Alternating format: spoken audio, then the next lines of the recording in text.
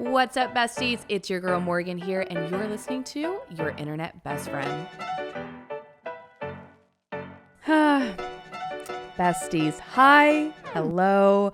I am back from the land down under, and this is the last episode of season 2, which is wild to say. I feel like it was just yesterday that I started this podcast in my little apartment in my pink feathered top. Actually, now that I'm thinking about it, I'm now in an orange feathered top.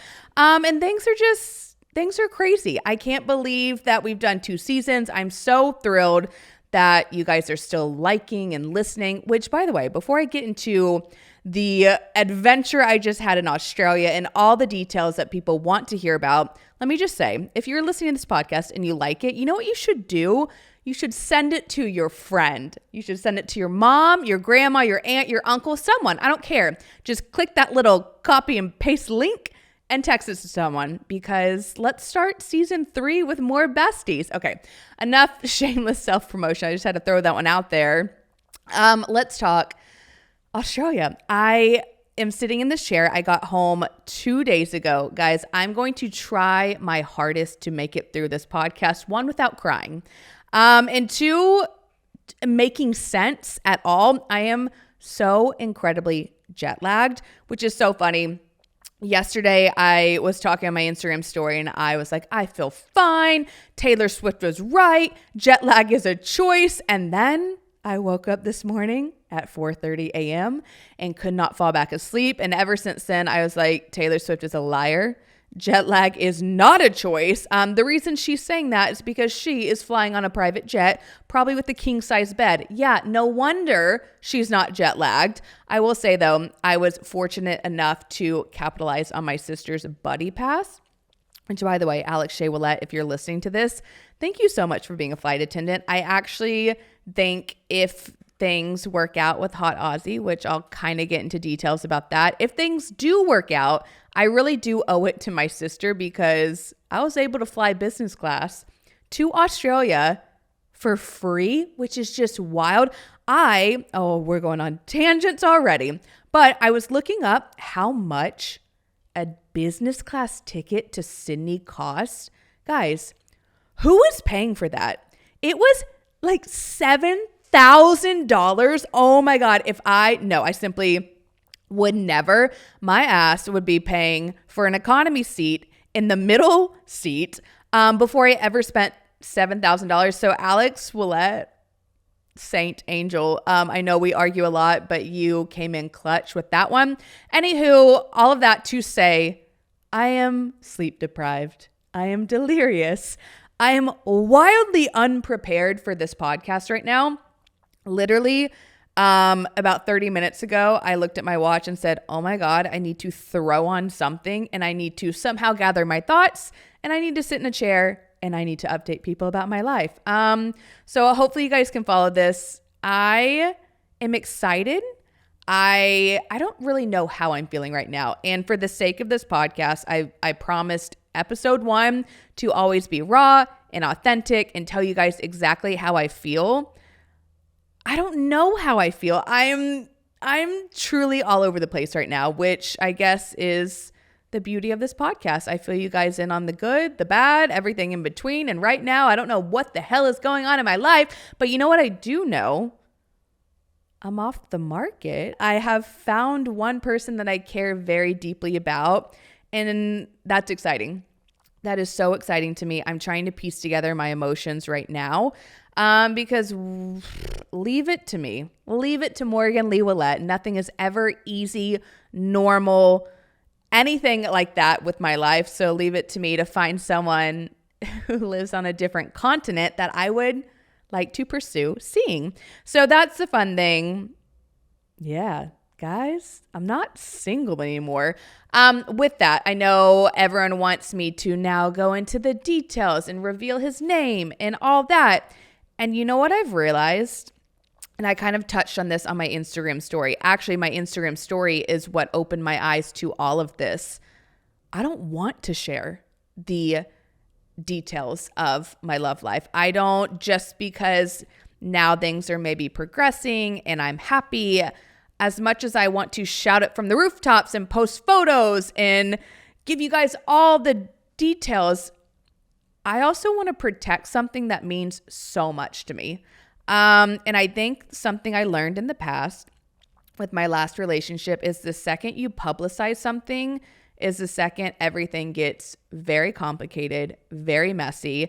And in this situation that already is so complicated, like long distance, literally the two of the farthest places on earth, like America and Australia, you can't get any more long distance than that. It's already complicated. And I don't want to make it more complicated. And it's so hard. I was actually discussing it with, we're going to keep calling him Hot Aussie, by the way. Eventually, maybe a name will come out. Maybe not. But I was discussing it with Hot Aussie. Sorry, it makes me giggle because I don't actually call him that. But whatever, Hot Aussie. Yeah, we both kind of came to the conclusion that it's difficult. And let's not make it any more difficult. And I actually told him, I actually said sorry. I feel a lot of guilt often about my job because as much as I love it and I love my platform and I love you guys and I love talking about how I feel and all my emotions and taking you guys along this journey with me, a lot of other people don't sign up for that.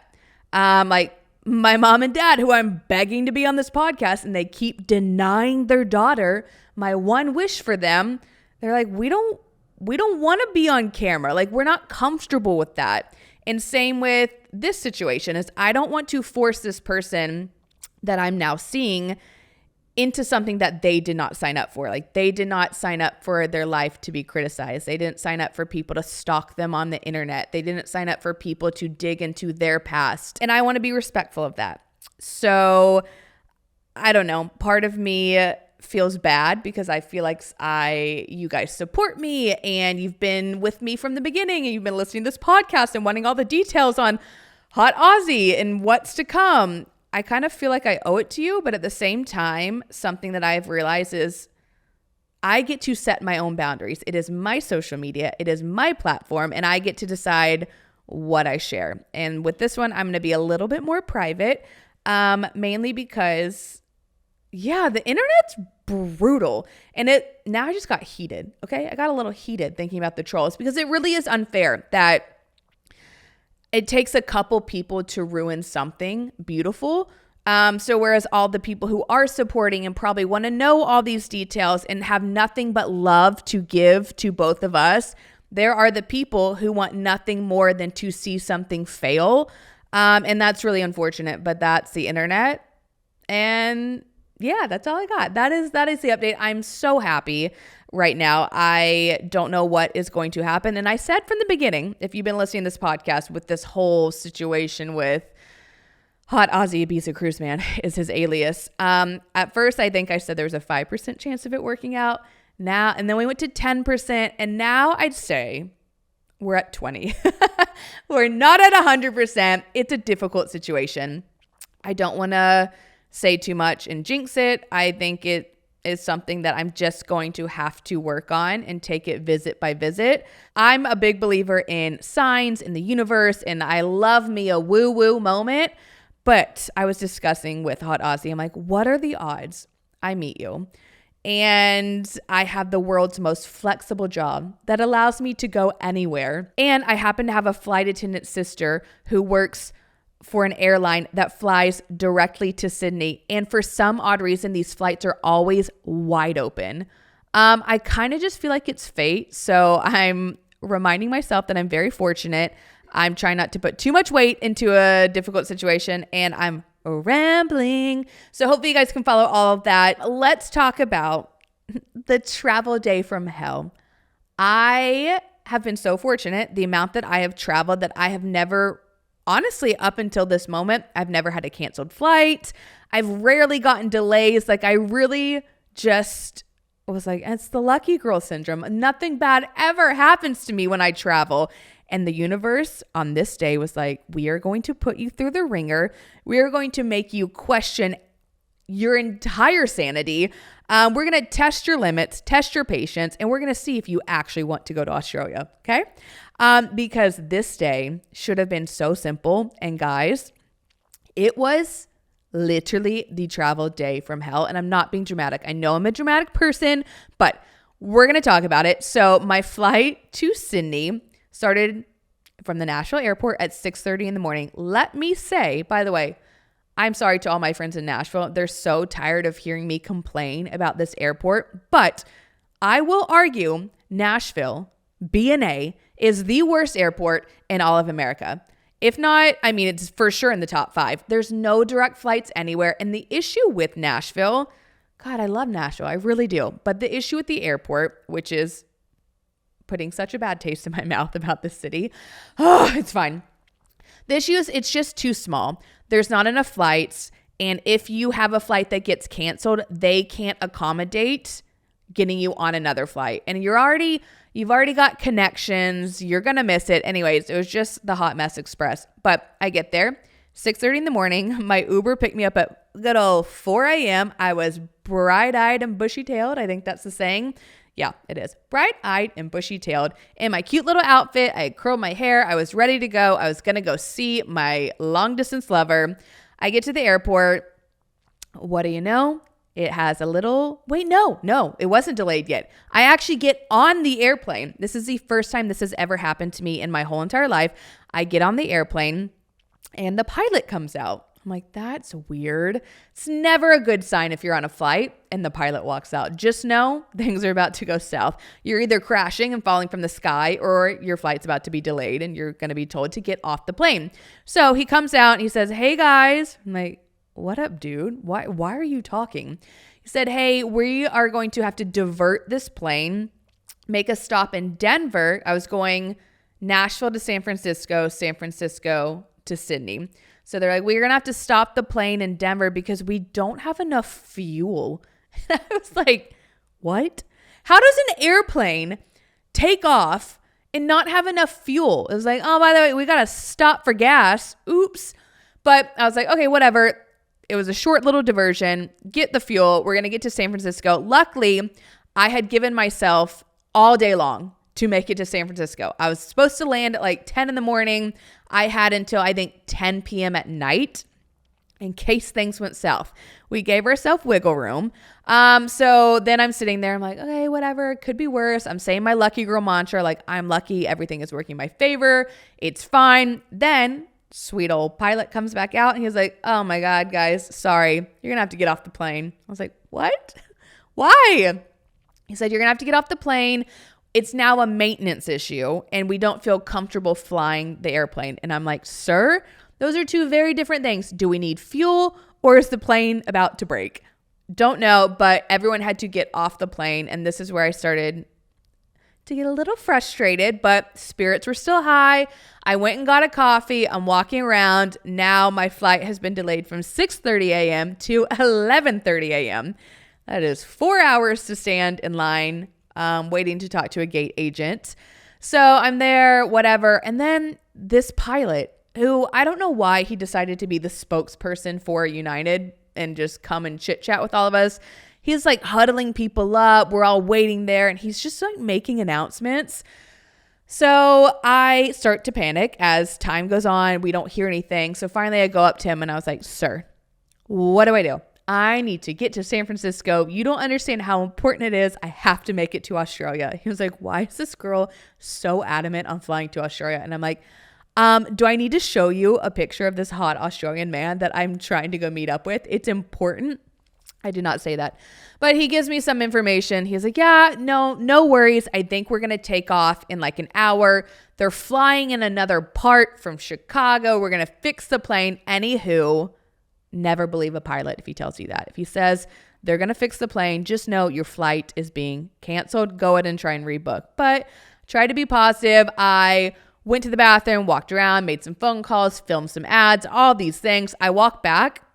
All of a sudden, the line to talk to a gate agent went from like 2 people to like 100 people deep. And I look at the guy in line and go, what's happening here? He was like, you didn't hear the flight got canceled. I was like, what? So then I start panicking because I look online, my flight is canceled. And because I'm flying from the worst airport known to man, aka the Nashville airport, There's no other flights going to San Francisco that day except for one.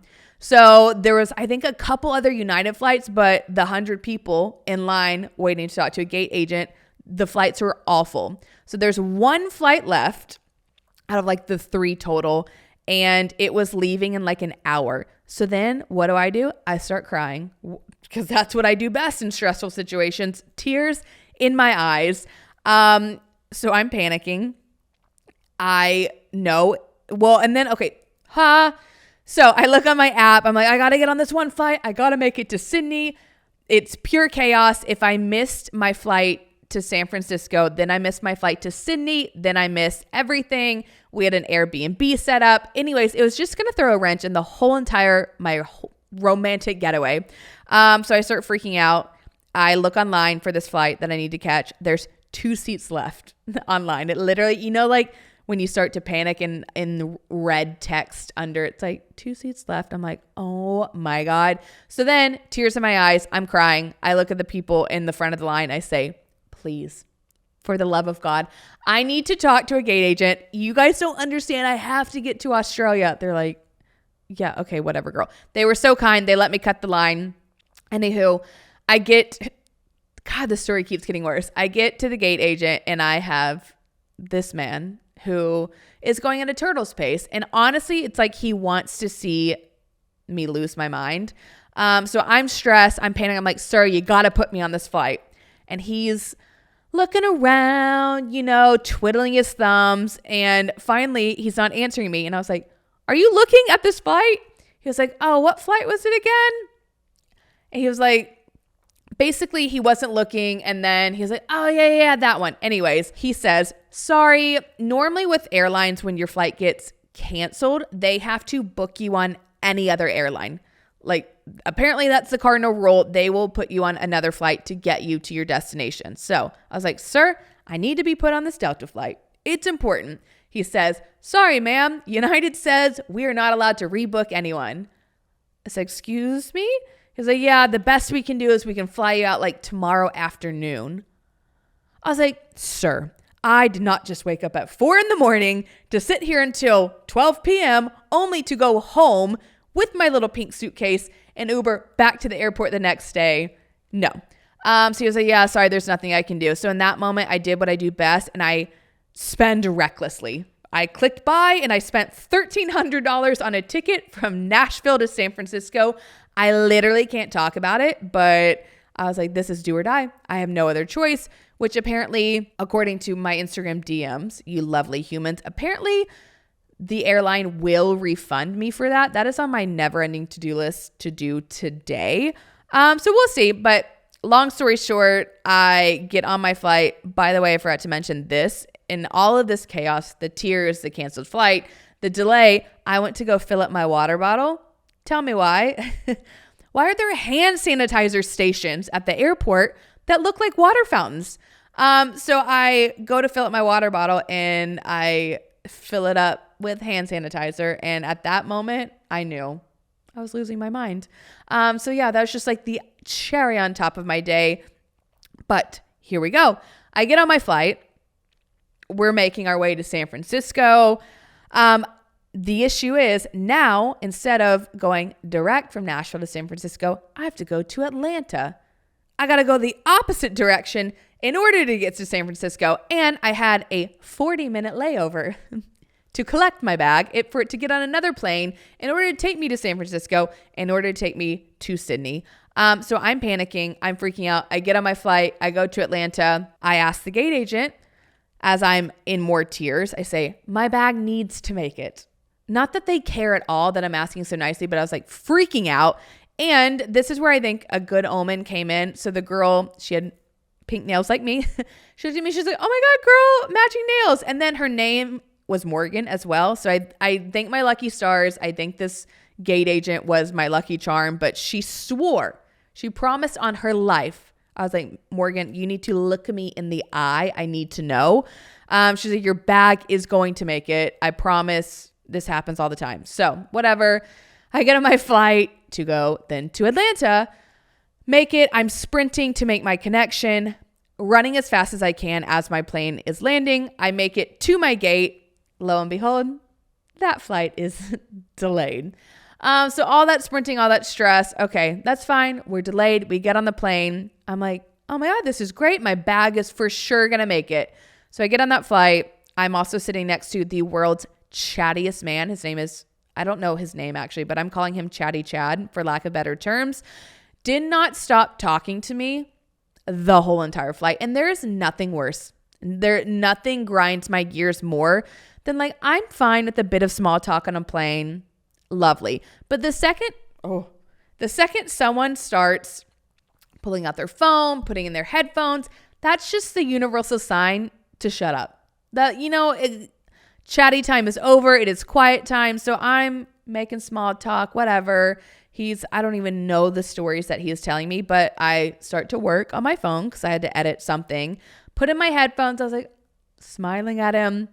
He kept talking. He actually acknowledged how much he talks. He's like, are you trying to do work? I was like, yes, sir, I am. He's like, oh, well, I will talk someone's ear off. I'll let you work, but just, let me know if I'm talking too much. I was like, you're talking too much. So he's quiet for maybe 10 minutes. I was like, this is blissful. He got the hint. Then he goes right back into chatting. He's like, you know what I forgot to tell you? Oh my God, I forgot to tell you this one time in Nashville. I was downtown. I don't know what the rant he just went on. Anyways, losing my mind. Then I don't even know where in the travel day this is. I think I get to Atlanta. We take off. I'm mid-air. Tell me why. My AirTag decides to notify my phone. This has never happened. And it says, your bag has been left behind. I say, what? Literally, I start panicking. I'm like, oh, they left it outside. They left my bag on the ground outside. So I start trying to track. My AirTag is actually titled Pink Barbie Suitcase. So I'm trying to track Pink Barbie Suitcase, and it is saying that it is still at the Atlanta airport. So I'm actually embarrassed at how much I freaked out because now I'm getting to San Francisco. My ass it's getting on this flight to Sydney, but if my bag is left in Atlanta, I didn't bring any backup options. And to make it, I forgot about this too. This is the worst day of my whole entire life. I started my period that morning. So not only am I going through all of this, I started my period. Don't have any change of clothes, don't have any underwear, literally everything is in my check bag. I'm like, I find a flight attendant. I say, ma'am, I'm having some issues. She was like, can I help you? I was like, okay. Have you ever heard of like an AirTag being incorrect? She was like, I don't know what you're talking about, whatever. I was like, I think my bag was left on the ground at the airport. She was like, I think it was probably put on the plane. So she consoles me. She gives me like a cookie and I go sit back down. I'm like, okay, it's fine. Lucky girl syndrome. There's probably a glitch in the AirTag. Something happened. So then I'm sitting there. I close my eyes. I try and drown out Chatty Chad.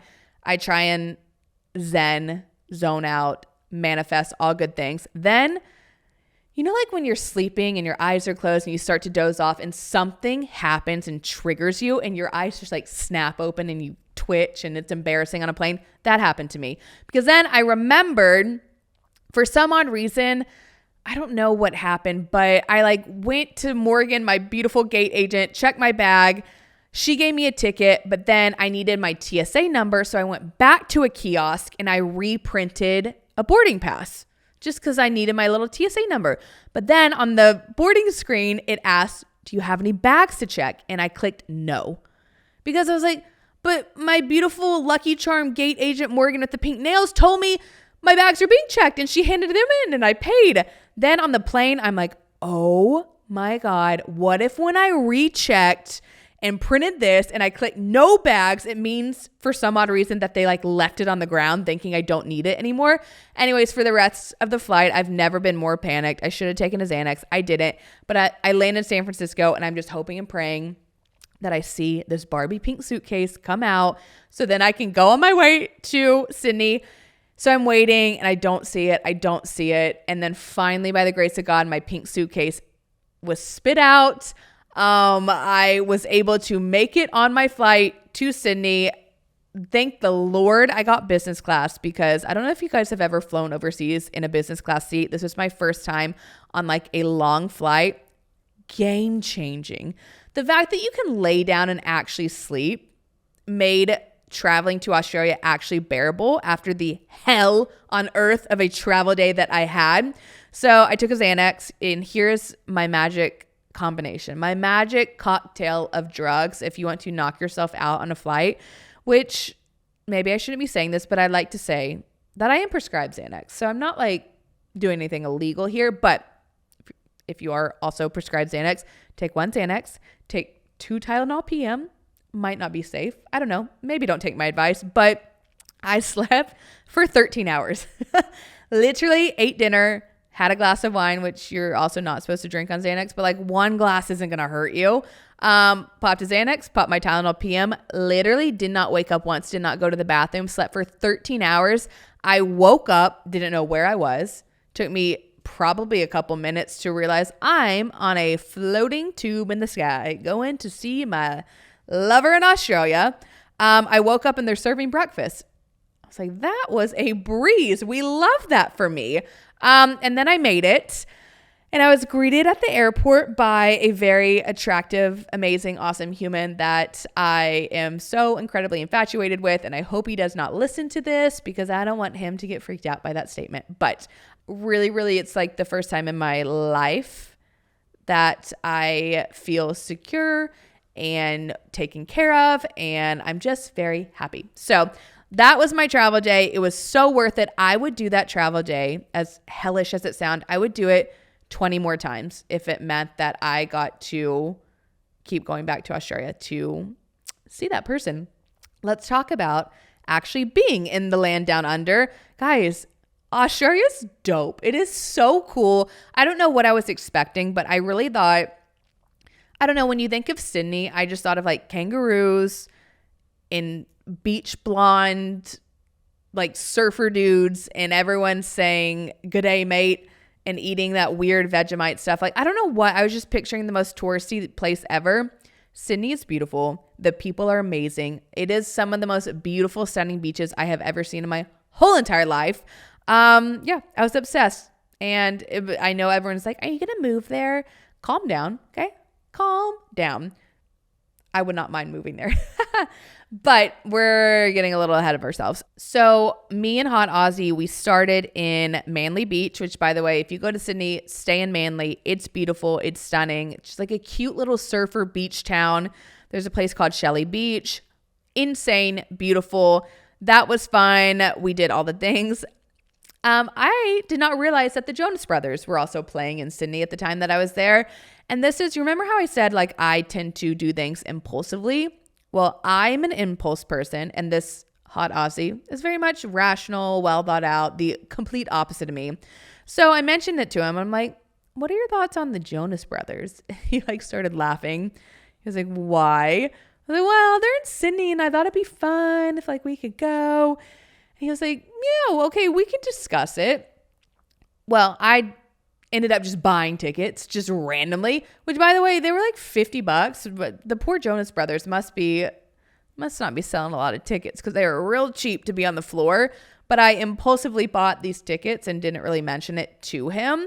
And it turns out I ended up meeting his mom that night instead. So those tickets, they just got wasted. That's fine though. That's fine. I can go see the Jonas Brothers anytime, but I might not ever meet his adorable mother, who I really, really did like. So got to meet Hot Aussie's mom. Super fun. And then we road trip to Byron Bay. Guys, if you go to Australia, I cannot recommend this itinerary more. Hang out in Manly, do the Sydney things, and then you have to go check out Byron Bay. It is like an hippie oasis. Like, I got there and there's people just sitting on the beach. There's a guy playing music. Everyone, I'm not kidding, everyone in this town, it's very bizarre, barefoot. People walking the streets, walking to restaurants. Everyone is barefoot or they're in flip-flops.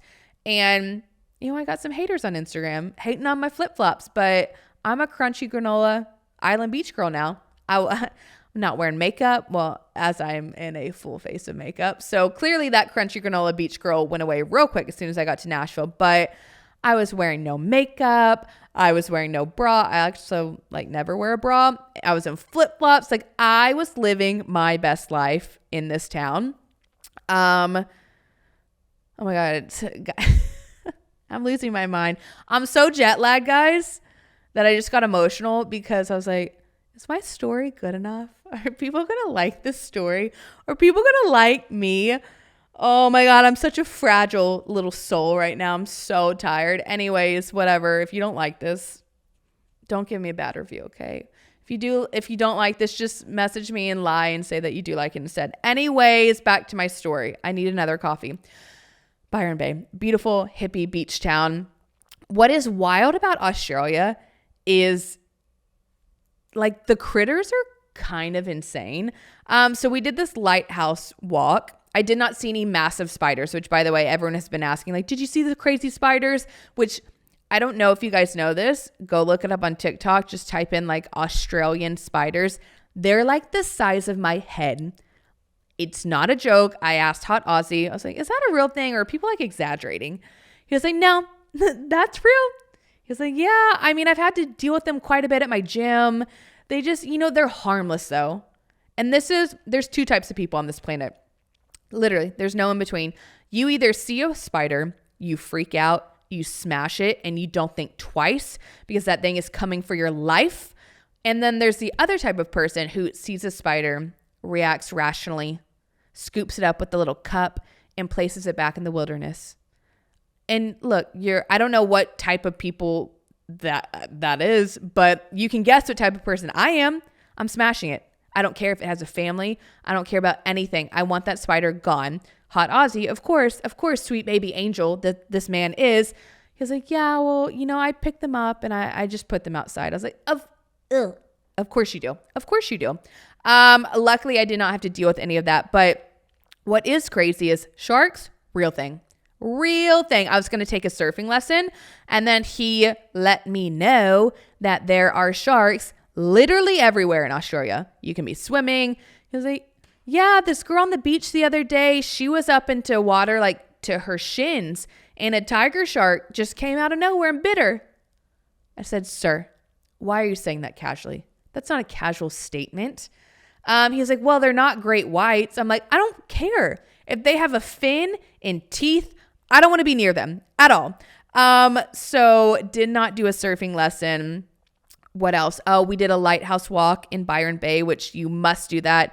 You basically you walk all the way up to this beautiful lighthouse that looks over the water, the most pristine beach I've ever seen. It's called Wadagos. Go there, thank me later, do sunrise, do afternoon, do sunset, do all the things at that beach. It's insane. But we're on this little lighthouse walk. I'm in my little flip-flops, clapping on this path. And then we see just a casual snake. Oh my God, I hate snakes. I don't like anything that slithers, crawls, that has multiple legs. I just don't like. I love Australia, but I can't do the critters. Just a casual snake slithering through the gate that we were just touching. I was like, vile.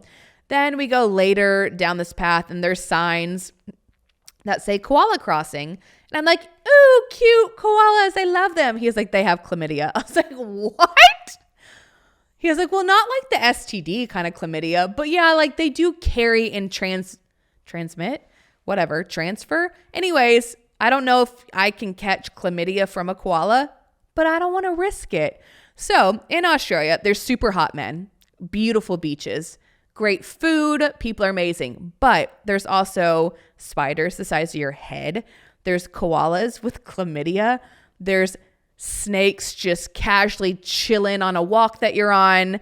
There's sharks that are going to bite your shins when you're going on a casual dip in the ocean.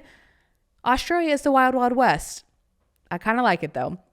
So yeah, did not see any koalas. I did not get to. Also, there's do you guys know that kangaroos are violent? Like, there is a video of an Australian kangaroo and it's drowning a dog. Like, what is wrong with Australia? What are these animals drinking in the water? I don't understand, but apparently kangaroos are incredibly violent. Like, they drown animals, they punch humans. did not want to mess with the kangaroo. I just like don't really do animals in general, but I did not get bitten by anything. That was good. Also, God, why am I admitting this on the internet? But if anyone out there is like me, when I travel, the digestion is just not well. It's just not well. And as much as I travel, you'd think that I would have figured this out. Like I try my AG1. I've got my detox and debloat pills. I drink a ton of water. For some reason, the second I leave my little bubble, my little bathroom in Nashville, my body goes, nope, not happening. We're not digesting any food. You're going to be miserable. And it got to a point where we're actually in Byron Bay. And also, hot Aussie, by the way, love a dedicated man. Love him. I'm a workout girly as well. But this man wakes up every single day. Well, every day I was there at like 6 or 7 in the morning and just casually runs 10 miles, like on a whim. And here I am, by the way, guys, I'm running a half marathon this weekend. Am I prepared? No. Am I ready? No. I actually want to cry thinking about it. Have I ran at all? No, I haven't. I think the most I ran once. I ran 9 miles and I said, I think that's enough training. I think I got this. Meanwhile, so I'm actually running a half marathon this weekend. This man is not running a half marathon until May, yet he's properly training. And I am a reckless idiot who's like, I think I'm just going to show up. I think I'm going to crush a 5-hour energy. Look, I got 5 hours of energy. That will help me run 13 miles. I don't need to train. I ran maybe twice when I was there. And actually one day he woke up and went on a run. I was like, how far did you go? He's like, oh, I went like 8 today or something like that. He's like, how far did you go? I was like, I went 1.5 miles. I was like, I think I did really well. Anyways, we are different, but he got up early. And so I kind of have been waking up early as well. It's fine. But once I hit a point where I just don't get enough sleep, grumpy. We're a grumpy girl and I have no control over it. So that day I was just in a mood. I was in a funk. And I will say what I pride myself on, I'm very good at saying how I feel. So if I'm in a mood, I'll be in a mood. I'll be so mean and I will not be smiling at all. But I'm able to tell someone and be like, hey, I'm grumpy. I need food and a hug and some sleep and all the things. Anyways, so we got me all those things. I got myself coffee.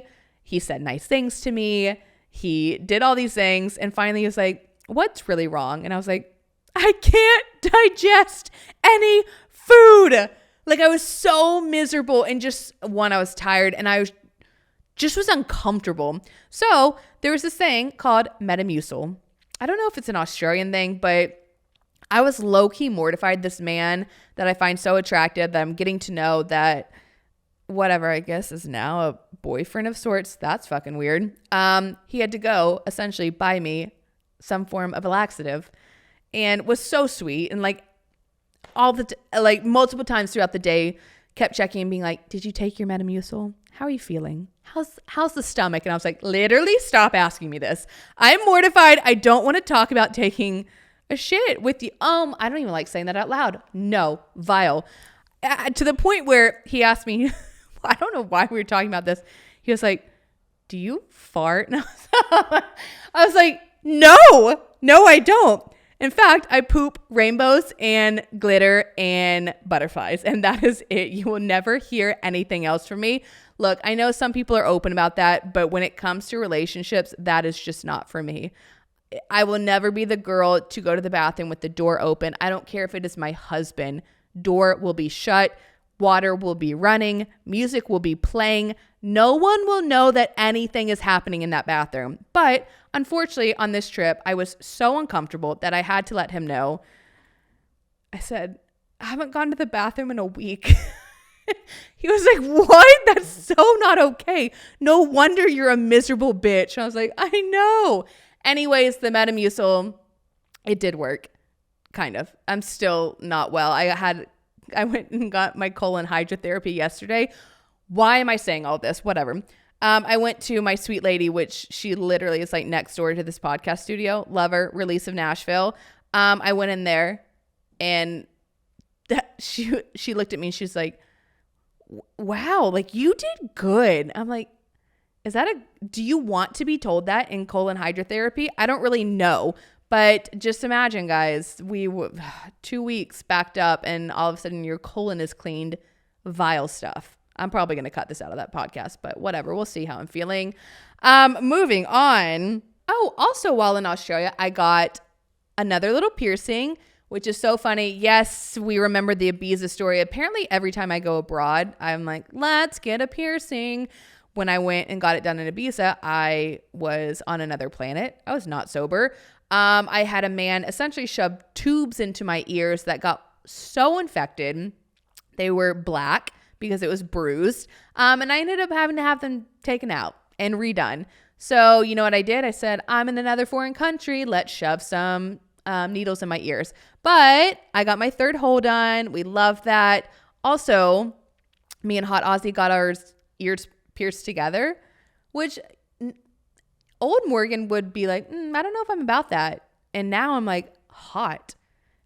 Couples who get their things pierced together stay together, okay? They do. So we got piercings together. They might be a little infected, guys, just a smidge, but it's okay. We're gonna clean it, all the things. What else on this Aussie adventure? He is a saint, baby angel. I cannot say that enough. He ended up booking a surprise dinner inside the Sydney Opera House, which was the most magical, romantic, beautiful experience. I did not know you could eat inside the Opera House. And I will say, look, I don't know if this is going to work out between him and I. I don't know. Long distance is hard. I'm going to try my hardest also to keep things private. So I will just say this, though. I don't get surprised often. I feel like I've been through the ringer when it comes to men and relationships. And I think for the longest time I was jaded and I really did hate men. Sorry, men. Because I was just like, there's no good guys. They're all evil. They suck. They're going to break my heart, whatever. I never got surprises ever in the past. And it's something I love so much that this time he surprised me. And it was so cute. Before I went, he knows I love spreadsheets. So he made like a little spreadsheet and broke down what we were going to do each day, where we were going to go to dinner. And then one of the nights it just said surprise. And I begged him. I'm like, what do I wear? Where are we going? Can you let me know? He's like, no, it's a surprise. And it kind of took me until I was sitting down at that restaurant across from a gorgeous human, looking out at the best seat in the whole entire restaurant, looking at the sun setting over Sydney, having a glass of Chardonnay. And I was like, I deserve this. Finally, I don't know what's going to happen with this, whether it's good or bad, or if it ends the way I want or don't want. Like, I really do feel like I deserve this. I deserve surprises. I deserve to laugh. I deserve to be told that I'm beautiful. I deserve to feel all the good feelings. And if you're out there listening to this and you relate where you're just jaded against relationships or you feel like you've gotten the short end of the stick, please listen to me. Your time will come. Be patient. Don't settle. It will happen for you. Trust and believe one day you'll be eating a surprise dinner in the Opera House with a hot Aussie. Maybe not. I don't know. It'll be something like that. Anyways, that was magical. It's called Benelong. For those, if you want to go there, I think you have to book like well in advance. So maybe do that. Speaking of hot Aussie, this is how I know that this man cares about me, because I'm a psycho. I've got a chip missing. I have told him this. He is well aware of my crazy, which is nice. It is nice to have someone embrace it. But anytime I go and I travel, I'm such an adrenaline junkie to where I need to do something extreme. I don't know why. I feel the need to jump out of helicopters. Okay, no, I have never jumped out of a helicopter. I feel the need to go in helicopters. I feel the need to jump out of airplanes. I really want to go bungee jumping. I want to jump off cliffs. I want to be on the back of a motorcycle. It's like I want to risk my life, and I can't really put a finger on why. It's like I want to torture my parents. But with this trip, I asked him, I said, I really want to do a helicopter tour. I found one online. There's an open air helicopter tour. I've done it in Hawaii. It was the most epic experience. And he was very hesitant. Like, I could tell. He was like, I don't really do heights. And I was like, no, it's going to be epic and awesome. I promise. And then I said, Well, we could do that. Or I was thinking about cage diving with great white sharks. And this is how I should have known that this man was not keen. I sound so Australian. They say that. He was not keen for the helicopter, because he was like, yeah, I'll do the great whites. That sounds great. Let's look into that. I was like, you'd rather swim with great white sharks than go on a casual helicopter ride? Anyways, I did look into the great white sharks. You have to take like a boat and stay overnight. Anyways, couldn't do that. So what did I do? I booked 2 tickets in the helicopter with the doors off. And I didn't really mention that to him. I just said, we're going to go on this fun little tour. And he warned me. He was like, you're going to see a different side of me. Like, this man really does not like heights. And I kind of laughed it off, because I just live life oblivious to heights, to fears, to things that could possibly crash and kill me. I'm like, whatever. If it's my time to go, it's my time to go. Let's enjoy life while I can. So we get to the helicopter tour. I actually feel bad. This man was not well. So I could kind of tell that he was panicking, but I also could tell that he really wanted me to enjoy this. And I had told him 1,000 times, I was like, if you don't want to do this, you don't have to. I'm so fine going by myself, but like, I'm going to do this for me. He was like, no, like, it's fine. It's fine. So we get into the helicopter, and guys, this is not like an American helicopter. This is not like the choppers you see with multiple seats. It was literally the pilot and then 2 small little seats behind him.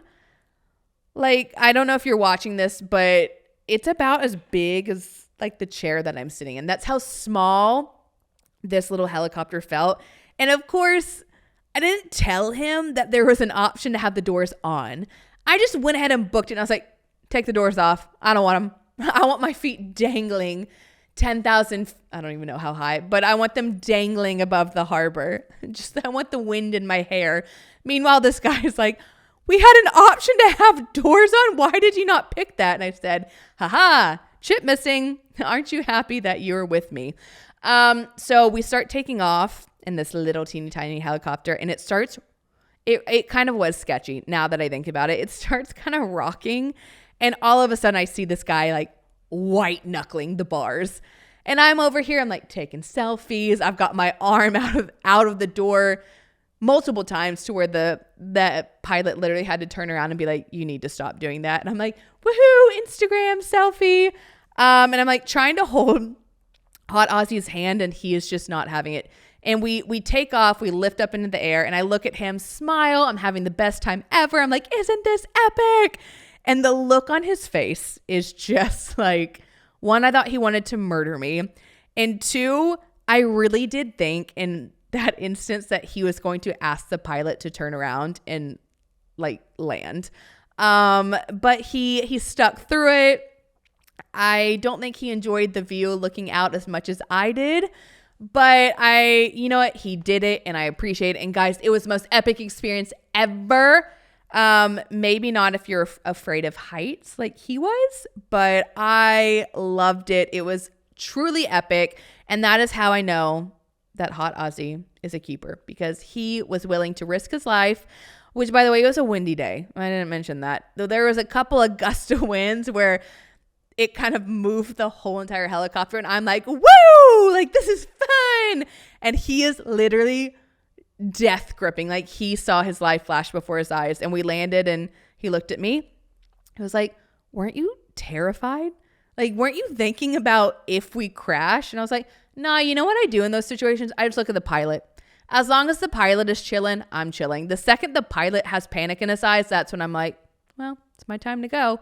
And I still don't think I would panic. Like, I really have this weird sense of like, the universe has got me. God's got me. He knows when it's time for me to go. It's probably going to be when I'm doing something crazy, like jumping off a cliff in the south of France, but so be it. So be it. Then I also got to meet Hot Aussie's dad. I went to a little cricket match, which cricket is weird. It's a weird sport, guys. I don't get it. It's like the Australian version of baseball. And apparently these games last all day long. I found that out because I stayed for like an hour, and I said, I'm going to peace. I'm going to go to the mall now. But his dad, also a lovely human, just comes from a family of lovely humans. I did have a spider encounter though. It took until the very end of this trip as I'm like, I love Australia. I could see myself living here. It's beautiful. It's great. Blah, blah, blah, blah. God was like, we're going to test you. We're going to put a spider on your lap and we're going to see how you like it. See if you still like Australia. So I'm in the Uber going to the cricket match to watch Hot Aussie. And I feel like a little tickle, just a little tickle on my leg. And I look down. It wasn't like the spider the size of your face, but it was like the size of a quarter, just crawling on my leg. And of course I spaz out, and even better, I'm in an Uber that has black seats. What color is the spider? It was black. So I start flailing my arms to the point where this guy was probably concerned. And the worst part of any spider encounter is not the actual spider being on you. It's what happens when you lose the spider. Because I have no idea where it went in this car. All I know is I shot to the other side. And I got out of that car as quick as I could. So I don't know, that poor little Uber, if he's out there, you have a spider in your car and that spider now owns your car. You should probably burn it. But yeah, I could go on and on about Australia. I will end with this because guys, I don't know why I am the way that I am, but it has taken me 29 years to be okay with being myself, and I'm such a type A person and kind of crazy. So it's the last night, and instead of just talking openly, I really do feel the need to make a list about everything, literally everything. So we're sitting there and having deep conversations. It's really one of my favorite things about this person is we can just talk for hours about everything. And instead of just talking freely, I pull open my phone and I say, okay, this is so lame, but like I made a list. So if you're out there and you're trying to do long distance or have a conversation, just make a little list. So I divided this list into categories. And I told him this. I said, you can pick which category you want me to go first. It's like Jeopardy or something. I said, okay, there's general thoughts, there's my needs and feelings, and then there's questions for you. And finally he looked at me, he goes, can I just read it? So I literally just gave this man my phone of all my questions and thoughts on long distance. And yeah, he read it and we made some decisions. And yeah, now I'm back in America and I'm very happy. And luckily, by the grace of sweet baby Jesus, I was able to get back in one piece to Nashville. I had a horrible travel day going there, but going home was a breeze. I was able to get back. I'm not going to lie, getting back was tough. I think the end of any trip is incredibly difficult, just like the post-vacation blues. No one likes them. It sucks getting back to reality, but I'm not going to lie. I woke up yesterday, and when you spend 2 weeks with someone and then go from like waking up next to them and spending all your time with them and then going to like my lonely queen size bed, I like rolled over literally thinking I was still in Australia, and I went to go like grab someone and I like grabbed air and I mean bawling, sobbing hysterically. Not proud of that one. And guys, I can't believe season 2 is coming to an end. We're going to take a little hiatus. I don't know when this podcast will be back, probably in like a month, but we're coming back and I'm going to be 30, which is crazy. I just booked my 30th birthday in Vegas. If you're listening, you're like, Morgan, haven't you said how much you hate Vegas multiple times on this podcast? I have. But you know what I said? I want to go see Kygo. For some reason, I'm stuck on that idea. And I want to party and be degenerate with 10 of my closest girlfriends. So I'm going to do Vegas. I'm sure I will have so many updates by the time that this podcast comes. I'm planning on going back to Australia next month if my schedule allows it. So I'm sure I'll be able to talk about that. Hopefully there's nothing but good things to come. I'm excited about this next chapter in my life. I really am. I started this podcast at 29 as a single girl who just moved to Nashville. And it's so funny how life shifts and changes. And when I started this podcast, I had an idea in my head of what my life was going to look like. And now I'm sitting in this chair ending season 2 and my life is wildly different. What I wanted is no longer what I want. My game plan for my life is no longer my game plan for my life. My single girl, degenerate, feral girl fall is now I don't even know how to describe it. Long distance lover, hot Aussie, happy girl smitten. I don't freaking know. But it's wild. It's wild how life changes. And I'm just so thankful you guys have been along for the ride and followed this journey. Oh my God, that's all I got for you. Hopefully you're able to follow this podcast. I'm going to go probably cry after this because I'm jet lagged and tired, and I'm going to overthink some things, and I'm sure I'm going to listen to this podcast and laugh along with you guys. But hopefully you liked it. Thank you so much for listening to season 2 of Your Internet Best Friend, and I will be back in a bit, guys, with season 3. I love you all so much. Thank you to my besties for listening, and see you soon. Thanks so much for listening to the Your Internet Best Friend podcast. It's been real, it's been fun, and I will see everyone here next week. In the meantime, do all the podcast things, like, subscribe, give me a 5-star review if you please, and catch up with me on social media at Morgan Lee Willette. Bye, besties.